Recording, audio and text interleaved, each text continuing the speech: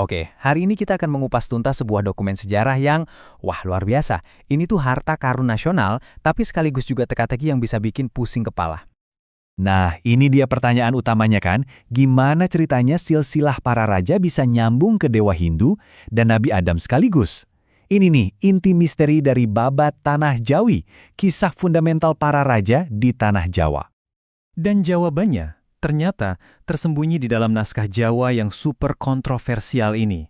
Naskah yang ditulis dan ditulis ulang selama lebih dari 200 tahun.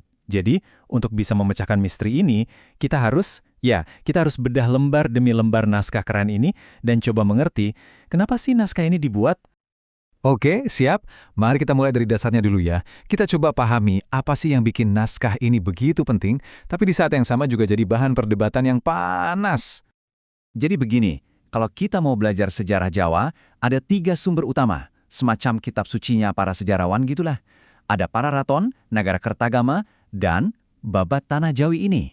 Nah, naskah ini jadi salah satu pintu masuk utama, tapi isinya, itu dia, kompleks banget. Fungsinya itu untuk menceritakan transisi dari era Majapahit yang Hindu ke Mataram yang Islam. Tapi, caranya ini loh yang unik sekaligus bermasalah. Babat ini sengaja menciptakan silsilah ganda. Jadi, garis keturunan rajanya ditarik mundur ke dua tradisi agama yang sebetulnya kan saling bersaing. Nah, disinilah letak kuncinya. Kunci untuk memecahkan teka-teki ini adalah dengan menyadari kalau kita ini nggak lagi ngomongin satu buku tunggal yang utuh dan nggak pernah berubah. Jadi, Babat Tanah Jawi, atau kita singkat aja BTJ ya, itu lebih pas kalau kita anggap sebagai semacam perpustakaan hidup. Isinya kumpulan naskah, bukan cuma satu jilid buku saja. Ini penting banget buat dipahami. Bayangin aja, proses penulisan, revisi, dan penyuntingan berbagai versi naskah ini berlangsung selama 224 tahun. Dari tahun 1612 sampai 1836. Lama banget kan? Makanya, untuk bisa membaca BTJ dengan benar, kita butuh kacamata khusus yang namanya historiografi. Jadi kita nggak cuma nanya apa isinya, tapi yang lebih penting, kita bertanya mengapa dan bagaimana naskah ini ditulis dan ditulis ulang berkali-kali. Dan pertanyaan mengapa itu membawa kita langsung ke motif utamanya, kekuasaan politik dan kebutuhan akan pengakuan atau legitimasi. Coba deh bayangkan, Anda jadi penguasa baru. Tantangan terbesarnya apa? Yaitu meyakinkan semua orang kalau Anda adalah pewaris tahta yang sah yang paling berhak. Nah, lihat deh lini masa ini. Kelihatan banget kan polanya. Dari Panembahan Seda Engkrapyak sampai Paku Buana ke-7, setiap kali ada gejolak politik, buku sejarahnya langsung diupdate buat mendukung penguasa baru. Sejarawan kita, Hussein Jayadiningrat, punya pandangan yang tajam soal ini. Menurut beliau, BTJ itu pada dasarnya alat politik. Alat untuk memoles kudeta atau perebutan kekuasaan supaya kelihatan sah, seolah-olah sudah takdirnya begitu.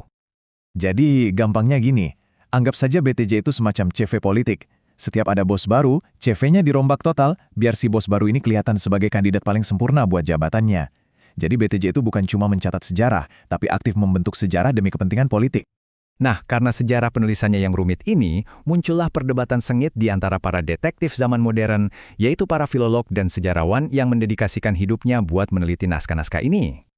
Salah satu perdebatan paling panas itu antara dua cendekiawan, MC Rickleff dan Anthony Day. Topiknya, soal bagaimana BCJ menggambarkan momen krusial runtuhnya Majapahit. Menurut Rickleff, versi yang lebih tua, Babat Kraton, menunjukkan transisinya tuh damai, kayak serah terima keluarga saja. Tapi versi yang lebih baru, Major Babat, malah menggambarkannya sebagai konfrontasi besar. Nah, Day membalas, bilang kalau perbedaan itu cuma soal tradisi penulisan saja, bukan cerminan kenyataan. Karena pengaruh Islam toh sudah kuat waktu itu, jadi narasi konflik ya mungkin-mungkin saja dari dulu. Rickleff sendiri bilang kalau argumennya Day itu justru memperkuat poin utamanya, bahwa kisah masa lalu Jawa itu ya memang terus berevolusi. Pada akhirnya, perdebatan mereka ini menunjukkan satu hal penting, bahkan para pakar pun gak satu suara soal versi cerita mana yang paling akurat. Jadi, pertanyaannya sekarang, versi mana yang benar? Yang damai-damai saja, atau yang penuh konfrontasi agama?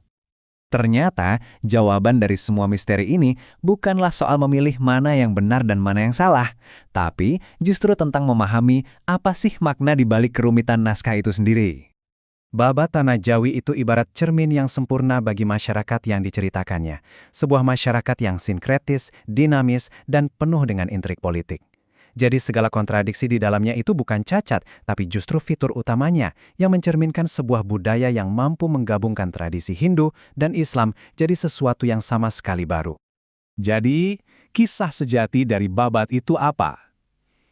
Pertama, ini adalah alat legitimasi politik bukan sekedar buku catatan sejarah. Kedua, ini dokumen hidup yang terus disunting sesuai kebutuhan penguasa.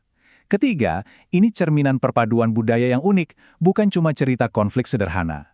Dan yang terakhir, kontradiksinya justru membuka mata kita bahwa sejarah itu sendiri adalah proses penafsiran yang nggak pernah berhenti. Intinya, BTJ mengajarkan kita kalau sejarah itu bukan cuma tentang apa yang terjadi, tapi juga tentang cerita mana yang kita pilih untuk kita sampaikan. Ini membawa kita ke sebuah pertanyaan penutup yang cukup dalam. Kalau kisah pondasi sebuah bangsa saja bisa ditulis ulang, lalu apa artinya itu bagi pemahaman kita tentang sejarah itu sendiri?